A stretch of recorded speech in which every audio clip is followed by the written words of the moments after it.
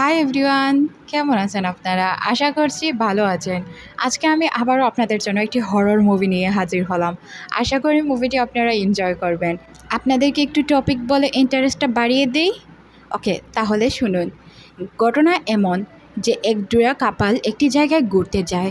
ওই জায়গা থেকে আসার পর থেকে তাদের সাথে এত ভয়ানক ভয়ানক ঘটনা ঘটতে থাকে যেটা তারা কল্পনাই করতে পারেনি। শেষ পর্যন্ত তাদের সাথে কি হয় এটা দেখার জন্য সাথেই থাকুন। মুভিটা চলবে দুইটা টাইমলাইনে, একটা হচ্ছে 2035 আর একটা হচ্ছে 2013। মুভির শুরুতেই আমাদের একটি লোককে দেখানো হয়। তাকে পরিচয় করিয়ে দেওয়া হয় ডক্টর তারুণ হিসাবে। সে অ্যাডভান্স টেকনোলজির মাধ্যমে তার নাতিদের সাথে কথা বলছিল। তখনই তার সাথে দেখা করার জন্য চলে আসে কিছু স্টুডেন্ট। তারা কিছু বিষয় নিয়ে রিসার্চ করছিল। আসলে তারা প্যারানর্মাল বিষয়ে রিসার্চ করছিল। ডক্টর তারুণ হচ্ছেন একজন সাইকিয়াট্রিস্ট, তবে উনি প্যারানর্মাল বিষয়গুলো নিয়ে কিছুটা আলোচনা করেন। তাই তারা তার সাথে কথা বলার জন্য এসেছিল। স্যার, আমরা টাইম ট্রাভেল নিয়ে কাজ করছি। 4 বছরের একটি মেয়ে মানিষা নিজেকে সুমান বলে দাবি করছে। তার বাসা নাকি রাজস্থান। সে আমাদেরকে রাজস্থানে নিয়ে গিয়েছে আর সে তার তার পুরো ফ্যামিলিকে চিনতে পেরেছে। তাছাড়াও সুমান নামের একজন মহিলা ছিল যে কিনা 5 বছর আগেই মারা গিয়েছে। তখন ডক্টর তারুণ বলে যে এমন অনেক ঘটনা পৃথিবীতে আছে যার রহস্য আমরা এখন পর্যন্ত জানতে পারিনি। আমার সাথেও এমন একটি ঘটনা ঘটেছিল যার সাক্ষী আমি নিজেই। আজ তোমাদের সাথে ওই ঘটনাটি শেয়ার করব। তোমরা শুনলেই বুঝতে পারবে। উনি যখন বলতে শুরু করেন, সিন চলে যায় 2013 সালে। বস্তিতে আমরা দুইটি মেয়েকে কিছু ব্যাগ বিতরণ করতে দেখি। আসলে তারা ছোট ছোট বাচ্চাদের ব্যাগ বিতরণ করছিল। লোকেরা জিজ্ঞাসা করলে তারা বলে তারা নাকি কোনো এনজিও থেকে এসেছে। তখন তাদের একটি পিচ্চি মেয়ের সাথে দেখা হয় যে কিনা তাদের কাছ থেকে ব্যাগ চাইছিল। তবে সে স্কুলে পড়তো না। তার বাবা তাকে এই বয়সে কাজ করাতো, স্কুলে পড়তে দিত না। তারা ব্যাগ দিয়ে দেয়। তখনই এই মেয়েটির বাবা এখানে চলে আসে আর বলে ফালতু কাজে সময় না দিয়ে কাজে যা।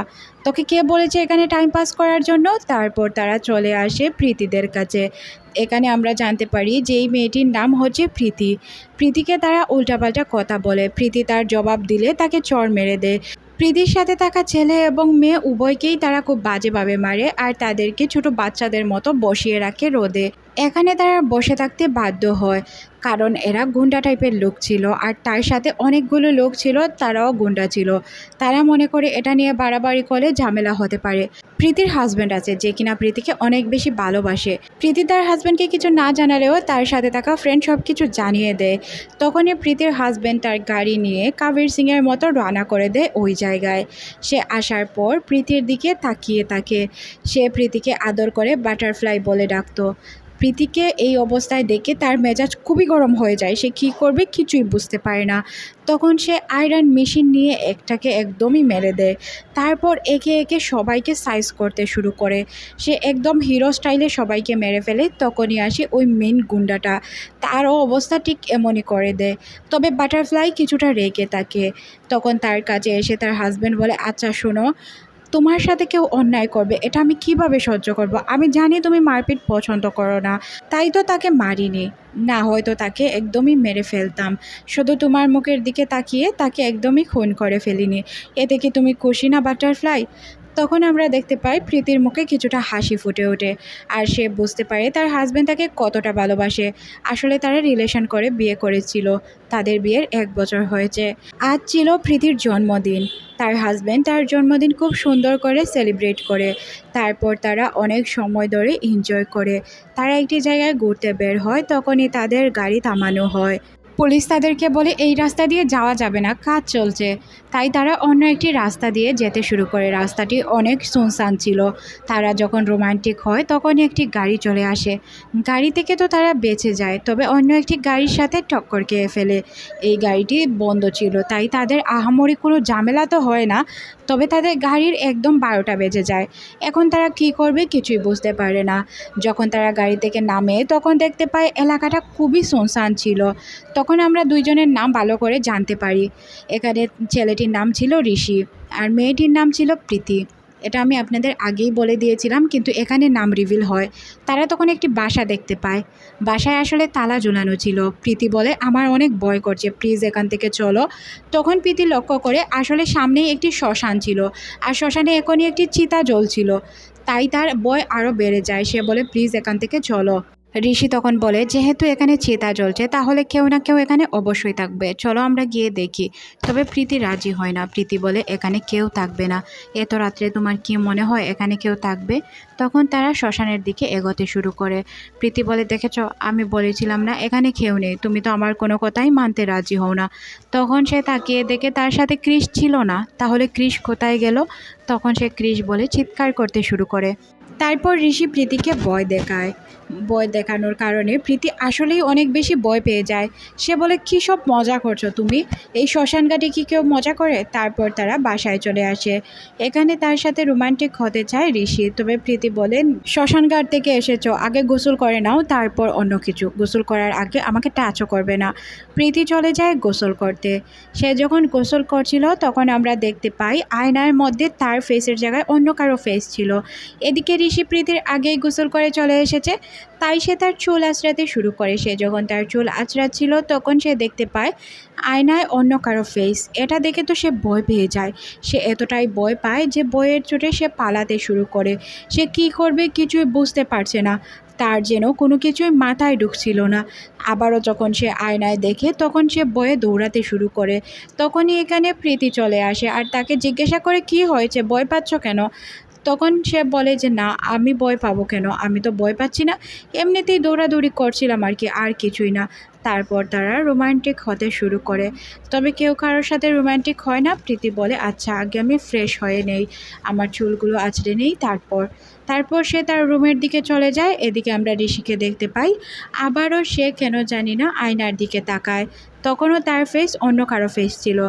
এদিকে প্রীতিও চলে আসে। প্রীতি যখন আয়নার সামনে আসে তখন সে তার জায়গায় অন্য কারো ফেস দেখে অনেক বেশি ভয় পেয়ে যায়। সে কী করবে কিছুই বুঝতে পারে না। সে এতটাই আতঙ্কে ছিল যে সে চাইলেও ঋষিকে কিছু বলতে পারতো না। ঋষির কাছে সে কিভাবে কিছু বলবে? আবারও যখন সে আয়নায় দেখে তখন তো তার হতভম্ব হওয়ার অবস্থা। তার সাথে কি হচ্ছিল বুঝতে পারছিল না সেও। দুইজনের সাথেই কিন্তু এই ঘটনাটা ঘটে, তবে কেউ কারোর সাথে শেয়ার করে না, যাতে অপরজন চিন্তায় না পড়ে যায়। দেখুন তাদের মধ্যে কত ভালোবাসা। তারপর ঋষি তার ফোন হাতে নেয়। ফোন হাতে নিয়ে সে তার ফোনের ডিপি চেক করতে শুরু করে। তখন তার ডিপিতে ওই ছেলেটির পিকচার দেখে সে তো ভয় পেয়ে যায়।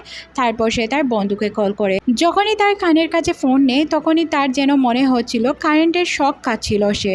তারপর সে তার ফোন লাউড করে বন্ধুকে বলে, আচ্ছা কাল সকালে তোর সাথে কথা বলছি, এখন না। তখন তার বন্ধু বলে, কি হয়েছে, জরুরি কোনো বিষয়? তখন সে বলে, না, আচ্ছা ফোন রাখি। তারপর সে চিন্তা করতে শুরু করে, তার কান বন্ধ করে কথা বললে কেন কানে শব্দ হয় বা কারেন্টের মতো শক খায়, আবারও সে জানার চেষ্টা করে। তাই সে তার দুই কান বন্ধ করে কথা বলার চেষ্টা করে, এতেই তার আবারও শক লাগে। এদিকে আমরা প্রীতিকে দেখতে পাই যে কিনা তার ফোন চেক করছিল। তার ফোনে সব কিছু পরিবর্তন হয়ে গিয়েছে, এমনকি তার ফেসবুক প্রোফাইল পর্যন্ত। যখন সে তার ফোনের ক্যামেরা দিয়ে কিছু দেখতে যায় তখনও সে দেখতে পায় তার বদলে ওই মেয়েটির ফেস দেখা যাচ্ছে।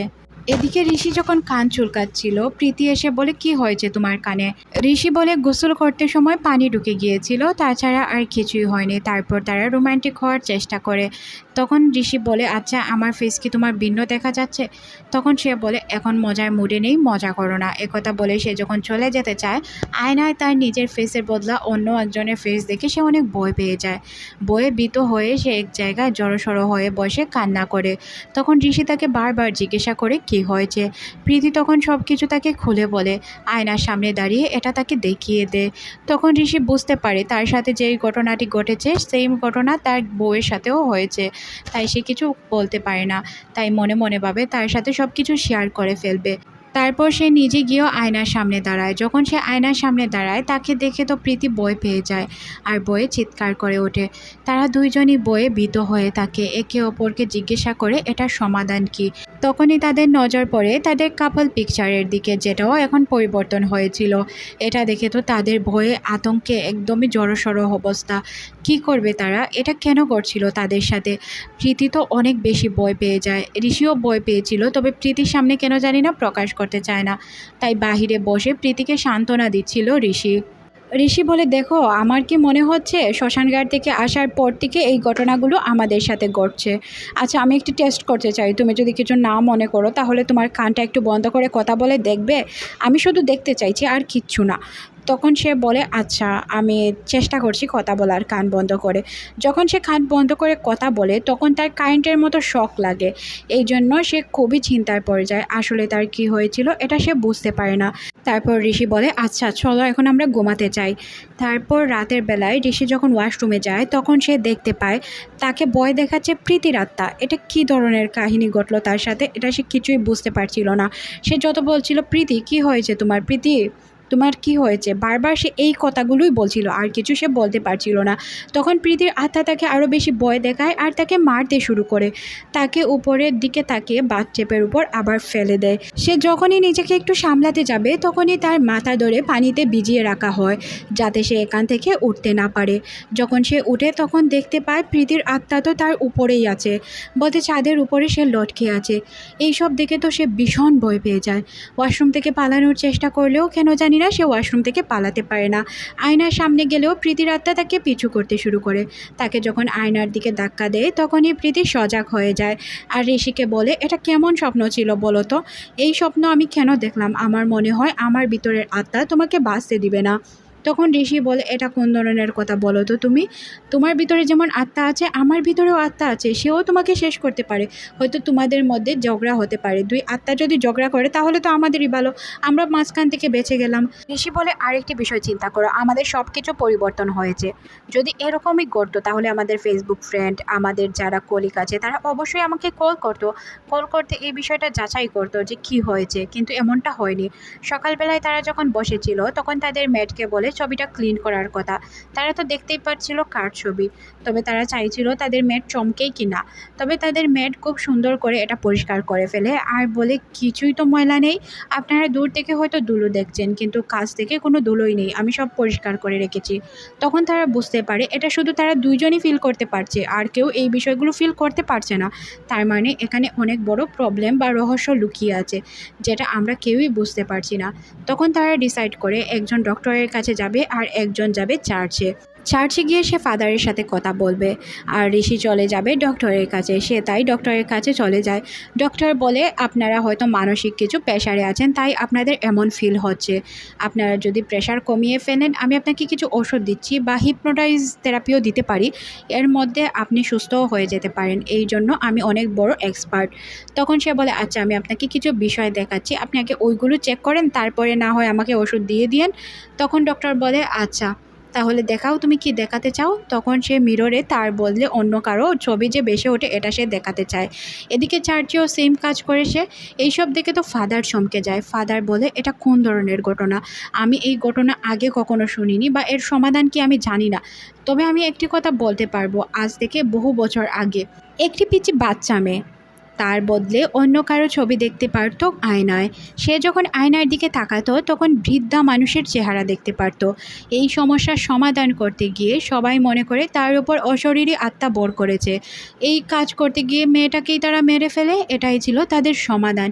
এখন আমি তোমাকে কি সমাধান দিব বলো, আমাকে একটু চিন্তা করতে দাও। এদিকে ডক্টরের কাছে তার এই অবস্থা দেখে তো ডক্টর হতবাক। ডক্টর বুঝতেই পারে না তার সাথে কী ঘটনা ঘটছে। এই বিষয়গুলো ডক্টর কখনোই দেখেনি বা এমন মামলা আজ পর্যন্ত ডক্টরের কাছে আসেনি।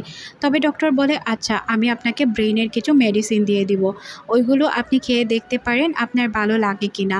তাছাড়া আমার কাছে এখন পর্যন্ত কোনো চিকিৎসা নেই বা এই বিষয়গুলো আমি আজ পর্যন্ত দেখিনি, শুনিও নি, তাহলে কিভাবে আপনাকে কী করব বলুন তো। তারপর ডক্টর তাকে হিপনোটাইজ করে, জিজ্ঞাসা করে ওই লোকটির বিষয়ে, না হলে তো ডক্টর কিছুই জানতে পারবে না। অনেক জিজ্ঞাসাবাদ করার পরেও কিছু বের হয় না, কারণ ঋষি তার বিষয়ে কিছুই জানতো না, তাহলে কি বলবে, লোকটাকে সে জীবনেও দেখেনি। এদিকে প্রীতিকে দেখানো হয় যে কিনা বাসায় ফিরে দেখতে পায় তার শাশুড়ি মা বাসায় এসেছে। তার শাশুড়ি ঋষির বিষয়ে জিজ্ঞাসা করলে সে বলে ঋষি তো ডক্টরের কাছে গিয়েছে। তখন তার শাশুড়ি বলে কাল থেকে আমাকে কল করেনি কেন, সে তো কাল ওয়াশরুমে পড়ে গিয়েছিল তাই তার শরীরে অনেক ব্যথা লেগেছে তাই ডক্টরের কাছে গিয়েছে। তারপর প্রীতি কল করে ঋষিকে আর বলে যে আমি বলেছি মাকে তুমি হসপিটাল ডক্টর দেখানোর জন্য গিয়েছো কারণ তুমি ওয়াশরুমে পড়ে গিয়েছিলে। এদিকে আমরা ঋষির মাকে লক্ষ্য করি যে কিনা তার বৌমার ছবি উঠিয়ে নেয়, কারণ সে দেখতে পারছিল তার বৌমার ফেস আলাদা। প্রীতি ঋষিকে তাড়াতাড়ি বাসায় ফেরার কথা বলে, তবে ঋষি বলে আজ আমি তাড়াতাড়ি ফিরতে পারবো না, কারণ আমি একটু শ্মশান ঘাটে গিয়ে তদন্ত করে দেখতে চাই আসলে ঘটনাগুলো কী। যদি আমি জানতে পারি তাহলে অবশ্যই বাসায় খুব তাড়াতাড়ি ফিরবো, আর যদি তদন্ত তদন্ত করে কিছু না পাই তাহলে তো ফিরবো, কিন্তু আমাকে ডক্টর কিছুই বলেনি, কিছু ওষুধ দিয়েছে আর বলেছে এটা ভূতের কোনো বিষয় না। ফাদার তোমাকে কি বলেছে এটা আগে আমাকে বলো। তখন সে বলে ফাদারও আমাকে তেমন কিছু বলেনি, ফাদার শুধু বলেছে এই ঘটনাগুলো সে কখনোই দেখেনি। আচ্ছা তাহলে তোমার সাথে পরে কথা হবে। একথা বলে সে ওই শ্মশান ঘাটে চলে যায়। শ্মশান ঘাটে যাওয়ার পর একটি বৃদ্ধ মহিলাকে জিজ্ঞাসা করে, আন্টি কালকে কি এই জায়গায় দুইজনকে পোড়ানো হয়েছিল, তাও আবার কাপল হাজব্যান্ড ওয়াইফ? তখন মহিলাটি বলে হ্যাঁ হয়েছিল তো, তবে তারা বৃদ্ধ। এটা শুনে তো তার মাথা গরম হয়ে যায়, কারণ যাদের আত্মা তাদের ভিতরে ছিল তারা তো বৃদ্ধ ছিল না, তারা ইয়াং ছিল। এদিকে আমরা ঋষির মাকে দেখতে পাই যে কিনা ডক্টর তারুণের কাছে গিয়েছিল আর তাকে গিয়ে বিষয়গুলো সব জানিয়ে দেয়। তখন ডক্টর তারুণ কিছুই বুঝতে পারে না, বলে পেশেন্ট না দেখে তো আমি কিছু বলতে পারবো না, এরকম বিষয়ের আগে আমি কখনোই শুনিনি, তাহলে কিভাবে এটার সমাধান দিব বলুন তো? এটার সমাধান খুঁজতে হলে আমাকে আপনার ছেলে এবং ছেলের ওয়াইফের সাথে দেখা করতে হবে। ঋষির মা তখন ঋষিকে কল করে বলে, আচ্ছা তোকে কিছু কথা বলি, তুই মন দিয়ে শোন। আমি প্রীতির ভিতর আত্মা দেখেছি, তাই তোকে বলছি প্রীতিকে নিয়ে ডক্টর তারুণের কাছে চলে আয়, আমি জানতে চাই আসল ঘটনা কি। তখন সে বলে, মা শুধু এটা প্রীতির সাথে না, আমার সাথেও ঘটেছে, আমি ওকে নিয়ে আসছি। তখন তো সে অবাক হয়ে যায়, কারণ তার ছেলের সাথেও একই ঘটনা ঘটছিল। ডক্টর তাদের দুইজনকে দেখার পর এটা সাইকোলজিক বিষয় বলে এড়িয়ে যায়। তখন ঋষি বলে, আচ্ছা ডক্টর আমি আপনাকে কিছু বিষয় দেখাই। তারপর সে আয়নার সামনে যায়, আর যখন ডক্টর এইসব দেখতে পায় তখন ডক্টর নিজেই অবাক হয়ে যায়। পুলিশকে ডাকা হয় তদন্ত করার জন্য। পুলিশ আসার পর পুলিশকে ঋষি জিজ্ঞাসা করে, আচ্ছা ওই লোকগুলোর আত্মা যে আমাদের ভিতরে আছে ওরা কি জীবিত আছে না মৃত? তখন সে বলে এটার জন্য সময় লাগবে। ডক্টর বলে, আচ্ছা এরা ভূত নাকি মানুষ এটা জানার জন্য আমি একটি মেশিন রাখছি, তুমি এখানে কথা বলো, তোমার কথা রেকর্ডিং হলে ওগুলো ভূত, আর যদি রেকর্ডিং না হয় তাহলে তারা ভূত নয়। তখন রেকর্ডারে কোনো কিছুই রেকর্ড হয় না। ডক্টর বলে এটা সাইকোলজিক বিষয়, এটার জন্য আমি তোমাদের কিছু ওষুধ দিয়ে দিব, খেলে তোমরা ঠিক হয়ে যাবে বা একটু বেটার ফিল করতে পারবে। তারা যখন চলে যায় পুলিশ বলে, বিষয়টা কী ছিল, আপনি কি কিছু লুকিয়েছেন? তখন সে বলে, অবশ্যই লুকিয়েছি, তোমাকে এখন আমি সব কিছু শোনাবো আর দেখাবো, তখনই তুমি বুঝতে পারবে আসল ঘটনা। পুলিশ তো তখন ভূতের কথা শুনে ভয় পেয়ে যায়। তখন ডক্টর তারুণ বলে যে আমি যেই মেশিনটাও তার সামনে রেখেছিলাম এটা তো অরিজিনাল মেশিনই নয়, এই হচ্ছে অরিজিনাল মেশিন যেটা আমি লুকিয়ে চালু করে রেখেছিলাম, এখন আমি আপনাকে শোনাবো সব। তারপর আমরা দেখতে পাই মেশিনটি চালু করার পর অদ্ভুত কিছু আওয়াজ শোনা যাচ্ছিল, মনে হচ্ছিল যে দুই টাইম লাইনের কথা হচ্ছে। এদিকে আমরা ডক্টর তারুণকে দেখতে পাই, সে যখন বাহিরে বের হয় ঋষি তাকে ভয় দেখাতে শুরু করে। সে যেই জায়গায় যায় ঋষি তাকে ফলো করে, সে তো কিছুই বুঝতে পারছিল না ঋষি কেন তাকে এইভাবে ফলো করছিল। সে যেখানেই যায় ঋষির ছায়া সে দেখতে পায়, তাই সে অনেকটাই ভয় পেয়ে যায়, কারণ সে তো জানতো তাদের ভিতর ভূত আছে। সে যখন গাড়িতে বসে সে দেখতে পায় ঋষি পিছনে বসে আছে আর গ্লাসে অন্য কারো আত্মা দেখা যাচ্ছে। তখন সে তাকে বলে, তুমি কী চাও? তখন ঋষি বলে ওঠে, আমি জানতে চাই আসলে ঘটনা কি। তখন সে বলে, হ্যাঁ এটা আত্মার ঘটনা, তবে তোমাদেরকে বললে তোমরা ভয় পেতে, এই জন্য আমি এড়িয়ে গিয়েছি, কারণ তুমি যদি স্টক করে ফেলতে তাহলে অনেক বড় প্রবলেম হয়ে যেত। ঋষি বলে, আমি স্টক তো করিনি, তবে আপনি আমাদের কাছ থেকে লুকিয়েছেন এই বিষয়টা আমার খারাপ লেগেছে। তখন ডক্টর তারুণ বলে, এটা আমাদের নিয়ম নেই সরাসরি রোগের রোগীকে বলা, আমরা যদি রোগীর কোনো জটিল বিষয় হয় তাহলে এটা গোপন করে থাকি, আর এরকম বিষয় আমি আজ পর্যন্ত দেখিনি, এটা নিয়ে আমাকে অনেক রিসার্চ করে দেখতে হবে, একটু ধৈর্য ধরো ভাই, সমস্যার সমাধান অবশ্যই হবে। তখন ডক্টর তারুণের কাছে ঋষি ক্ষমা চায়, বলে ডক্টর আমাকে ক্ষমা করে দিন, আমি ভুল করেছি। তারপর সে একটি বারে ড্রিঙ্ক করার জন্য চলে যায়। সে যখন ড্রিঙ্ক করছিল তখন তার কাছে একটি ছেলে আসে আর তার সাথে ড্রিঙ্ক করতে চায়। তখন সে ওই ছেলেটিকে বা ওই লোকটিকে বলে, আমার সাথে আত্মা আছে, প্লিজ আমার এখান থেকে চলে যাও, না হয় ওই আত্মা তোমাকে ক্ষতি করতে পারবে। তখন ওই লোকটি তার সাথে পিকচার উঠায়, তখন সে দেখতে পায় বাস্তবে একজন লোক আর পিকচারে অন্য একজন লোক। এটা দেখে তো লোকটি অনেক বেশি ভয় পেয়ে যায় আর তার নেশাও কেটে যায়, মনে করে এখানে অরিজিনাল ভূত আছে, তাই সে এখান থেকে পালিয়ে যায়। সিন পরিবর্তন হয় ডক্টর তারুণের কাছে। ডক্টর তারুণের সাথে দেখা করার জন্য গিয়েছিল প্রীতি আর ঋষি। তারা জানতে চায় ঘটনাটা কি হয়েছিল। তখন পুলিশ বলে ওই দিন দুটো অ্যাক্সিডেন্ট হয়েছিল আর অ্যাক্সিডেন্টে মারা যায় অর্জুন আর মাধবী নামের দুইজন লোক। তখন আমরা জানতে পারি অর্জুন আর মাধবী ছিল তাদেরই নাম, আর তারা যেই নামগুলো তাদের বলছিল ওইগুলো ছিল ওই আত্মাদের নাম। বিষয়টা আপনারা বুঝতে পারছেন না, আমি আপনাদের বুঝিয়ে বলি। আসলে প্রীতি আর ঋষি যে দুইজন ছিল এরা কাপল ছিল, আর অর্জুন আর মাধবী তারাও কাপল ছিল, তারা ওই রাস্তা দিয়েই হয়তো যাচ্ছিল। আদবি আর অর্জুনের অ্যাক্সিডেন্ট হয়ে যায়, অর্জুন আর মাধবীর অ্যাক্সিডেন্ট হয়, তারপর তাদের আত্মা ঢুকে যায় প্রীতি আর ঋষির মধ্যে। তাই তারা সবসময় প্রীতি আর ঋষির পিকচারই তাদের সামনে দেখছিল। যেহেতু আত্মা ছিল মাধবী আর আর্জুনের, আর গড়টা ছিল প্রীতিদের, ফোনগুলোও ছিল প্রীতিদের, তাই প্রীতি আর ঋষিকেই তারা দেখতে পারছিল। এখন বিষয়টা এমন হচ্ছে, যেহেতু আমরা সব কিছু শুনছিলাম ঋষির মুখ থেকে, তাই ঋষির মতেই আমরা সব কিছু শুনতে পাই। ঘটনাটা পুরোই উল্টো ছিল। মিররে দেখা যাচ্ছিল আর্জুন আর মাধবীকে, আর অরিজিনালি দেখা যাচ্ছিল প্রীতি আর ঋষিকে।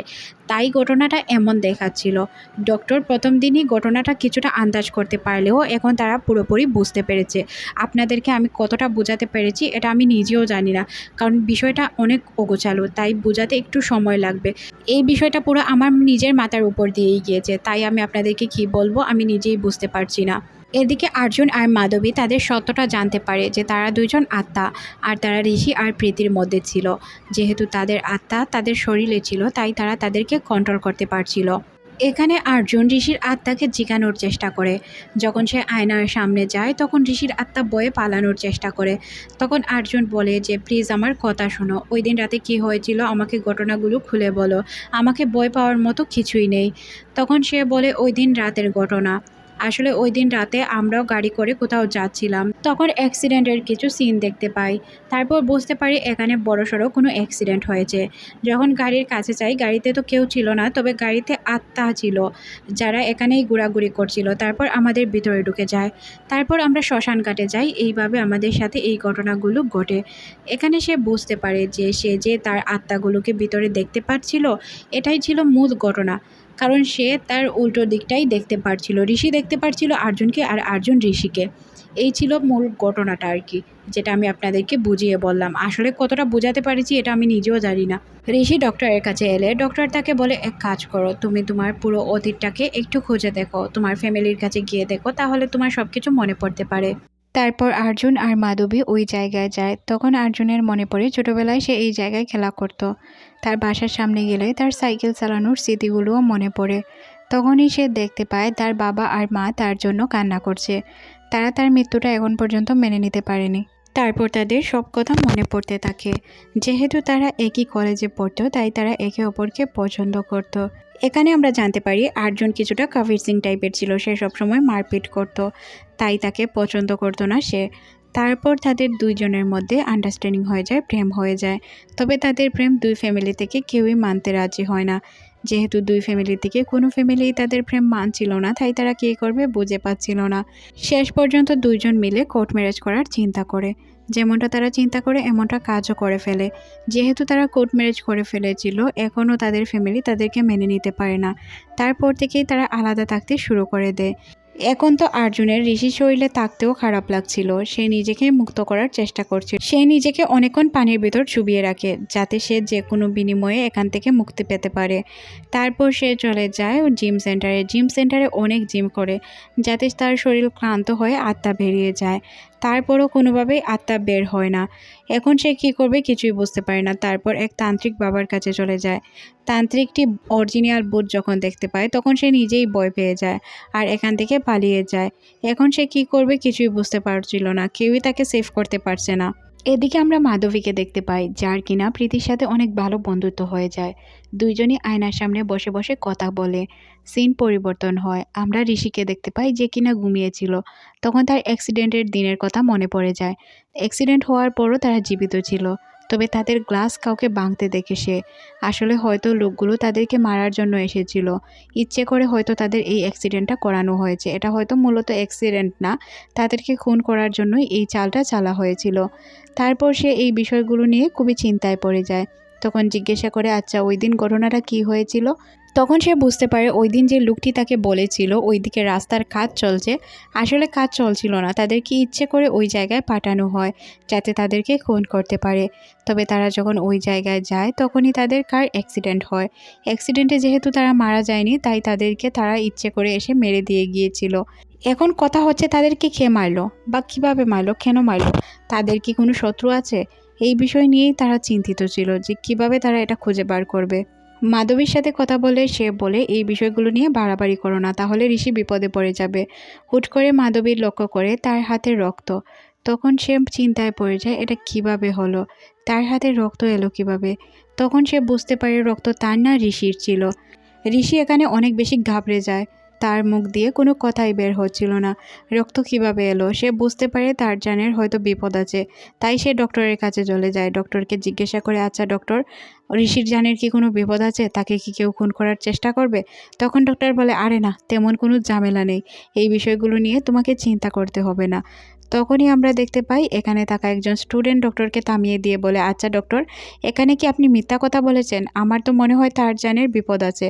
তাহলে আপনি কেন বললেন তার কোনো বিপদ নেই? তখন সে বলে, হ্যাঁ, আমি ইচ্ছে করে বলেছি। ডক্টর তখন বলে, দেখো বাবা, ঘটনাটি এমন যে একজন মানুষের মধ্যে দুইটা আত্মা, দুইটা মানুষের মাথা যখন একসাথে কাজ করে তাহলে এই মানুষটা কিভাবে বেঁচে থাকবে? সে হয়তো খুব তাড়াতাড়ি ব্রেন স্ট্রোক করে মারা যাবে। এই কথা শুনে ছেলেটি তো অবাক হয়ে যায়। জিজ্ঞাসা করে, আপনি কি কাউকেই বলেননি? তখন ডক্টর বলে, আমি কাউকে বলিনি। এটা কিভাবে হতে পারে? আমি ঋষির মাকে বলেছিলাম। ঋষির মা তো কান্নায় ভেঙে পড়েছিল। সে কি করবে কিছুই বুঝতে পারে না। তার ছেলেকে সে হারাতে চাচ্ছিল না। এদিকে আমরা দেখতে পাই পুলিশকে সে সব কিছু খুলে বলেছে। সে বলে যে আমার এই অ্যাক্সিডেন্ট আসলে অ্যাক্সিডেন্ট না, এটি হচ্ছে একটি মার্ডার কেস। প্লিজ আপনি একটু তদন্ত করে দেখুন। তখন পুলিশ বলে, আচ্ছা দেখে নিব। এদিকে আমরা দেখতে পাই ওই ছেলেটিকে সে দেখতে পায় যে কিনা অ্যাক্সিডেন্টের দিন তাদের রাস্তা দেখিয়ে দিয়েছিল। ওই লোকগুলোকে ফলো করার পর সে জানতে পারে মুভির শুরুতেই যে সে লোকগুলোকে মেরেছিল ওই লোকগুলোর সাথে জড়িত ছিল এই লোকটা। তখন সে বুঝতে পারে হয়তো তাকে তাড়া মারার প্ল্যান করছে। এদিকে আমরা ডক্টরকে দেখতে পাই যে কিনা একজন সার্জনের সাথে দেখা করার জন্য গিয়েছিল। সে তাকে একটি অপারেশনের অফার দেয়, বলে এই অপারেশনটা যদি করা হয় তাহলে ভালো কিছু হতে পারে। তখন ওই ডক্টরটি বলে যে এটা কখনোই সম্ভব না। তুমি একটু চিন্তা করে দেখো, একজন মানুষের ভিতর দুইটা আত্মা রয়েছে। এখন যদি আমরা অপারেশন করি তাহলে তাদের জানের ঝুঁকি থাকতে পারে, আর তাছাড়াও যার শরীরে আছে তার জানেরও ক্ষতি হবে। এটা আমরা কখনোই করতে পারবো না। পৃথিবীতে অনেক মিরাক্কেল আছে যেগুলোর কোনো সমাধান নেই। ডক্টর বুঝিয়ে বলে সে মেনে যায়। তারপর আমরা ডক্টরকে দেখতে পাই যে কিনা ঋষিকে বলে তোমার একটি ছোটোখাটো অপারেশন করতে হবে। ঋষি বলে, কেন স্যার? তখন সে তাকে বুঝিয়ে বলে যে এটা প্রয়োজন, না হয় তুমি কিছুদিনের মধ্যে মারা যেতে পারো। তখন সে অপারেশনের জন্য রাজিও হয়ে যায়। আর যদি কোনো মিরাক্কেল হয় তাহলে তো ভালো। এদিকে আর্জুন মাধবীকে নিয়ে একটি জায়গায় আসে কিছু সময় কাটানোর জন্য।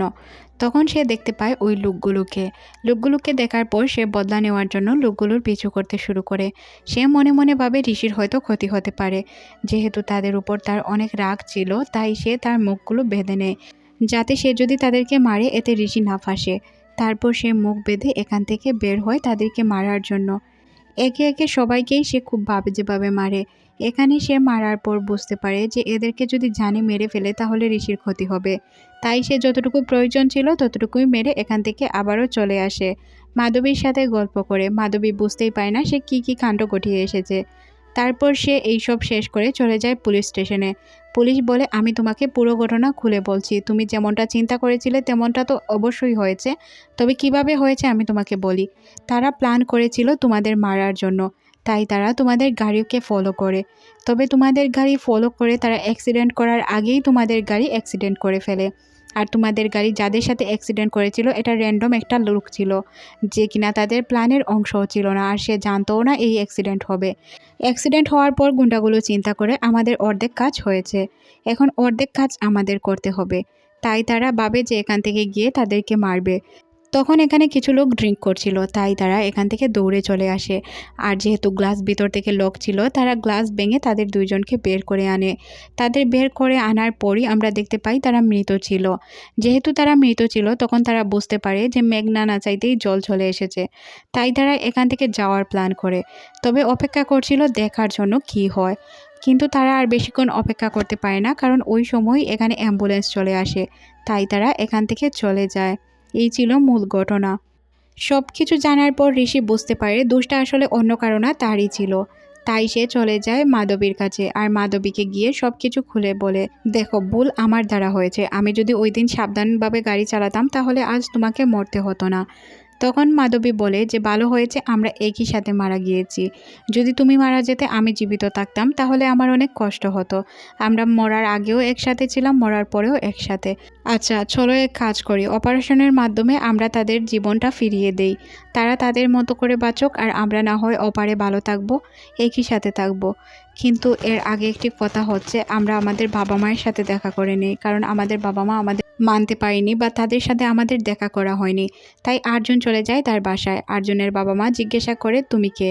তখন ঋষির শরীরে থাকা আর্জুন তাদের আয়নার সামনে নিয়ে যায় আর তাদের বলে আমি আপনার ছেলে। তখন তাদের বাবা মা তাদের সন্তানকে ফিরে পেয়ে অনেক খুশি হয়ে যায় আর জড়িয়ে ধরে কান্না করে, বলে যে কীভাবে কি হলো। এদিকে মাধবীকেও দেখানো হয় যে কিনা তার বাবা মায়ের সাথে অনেক সুন্দর মুহূর্ত কাটায়। তারপর আর্জুন বলে আমি এতদিন ঋষির শরীরে ছিলাম, আমি এখন অপারেশনের মাধ্যমে তাদেরকে মুক্ত দিতে চাই, আমরা দুইজনই এখন মুক্ত হয়ে যেতে চাই। তবে বাবা মা তোমাদেরকে একটা কথা বলি, তোমরা কখনোই কান্না করবে না আমাদের জন্য, যেহেতু আমরা মারা গিয়েছি এখন আমাদের জন্য কান্না করে কোনো লাভও নেই। বাবা মা কী করবে, বাবা মা তো কান্না করবেই, তারা বলুক আর নাই বলুক। তারা দুইজন অপারেশনের জন্য চলে আসে। মাধবী বলে এখন আমার অপারেশন করতে কোনো রিগ্রেট ফিল হচ্ছে না, আমি চাই এখন আমাদের আত্মা মুক্ত হয়ে যাক। তারা দুইজনই একই কথা বলছিল। তারপর তারা দুইজন দুই বেডে শুয়ে যায়।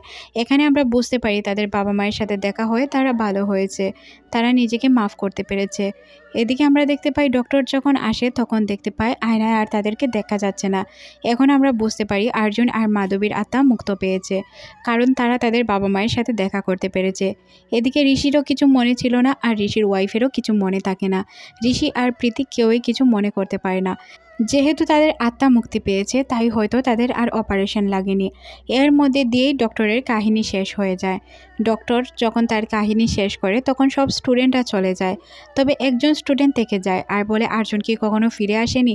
তখন ডক্টর বলে আর্জুন যদি ফিরে আসতো তাহলে আমার অনেক ভালো লাগতো, কারণ সে আমাকে শেষ বিদায় দিয়ে যায়নি বা আমার সাথে সে দেখা করেনি। তখন ওই লোকটি তাকে জড়িয়ে ধরে বলে যে আমি অর্জুন। তখন সে বুঝতে পারে না আসলে সে কি বলছিল।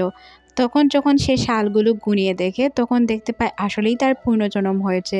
তারপর সে বলে আচ্ছা আমি এখন আসি, পরে কথা হবে। তখন সে মাধবী বলে ওই মেয়েটিকে ডাক দেয়। মেয়েটি তখন তাকে জিজ্ঞাসা করে আচ্ছা তুমি আমাকে মাধবী বলে ডাকো কেন? তখন অর্জুন বলে বাটারফ্লাই, যখন সময় আসবে তখন তুমি সব কিছু বুঝতে পারবে, এখন হয়তো তুমি কিছু বুঝতে পারছো না, এক সময় আসবে যখন তুমি আমাকে চিনতেও পারবে, সব কিছু বুঝতেও পারবে। কাহিনীটা কেমন দেখুন, দুইজনই এখনই একই সাথে আছে, তারা একই জনের প্রেমে পড়েছে। এর মধ্যে দিয়ে মুভিটি শেষ হয়ে যায়। আপনারা একটু চিন্তা করে দেখুন, তাদের মৃত্যুটা কিন্তু 2013 সালে হয়েছিল আর এখন তারা 2031 সালে আছে। তার মানে তাদের মৃত্যুটা বা তাদের পুনর্জন্ম একদম ঠিকঠাকই হয়েছে। যদি তারা 14 সালেও জন্মগ্রহণ করে থাকে তাহলে এখন ঠিকই আছে, ভুল নয়। আচ্ছা, মুভিটি কেমন লেগেছে আপনারা অবশ্যই কমেন্ট করে জানাবেন। মুভিটা অনেক পেঁচালো ছিল, তাই আমি বোঝাতে পেরেছি কিনা এটা আমি নিজেও জানি না, তবে যদি বুঝে থাকেন তাহলে আলহামদুলিল্লাহ। যদি মুভিটি ভালো লেগে থাকে তাহলে লাইক কমেন্ট শেয়ার করে দিবেন। ততক্ষণ পর্যন্ত ভালো থাকুন, আল্লাহ হাফেজ।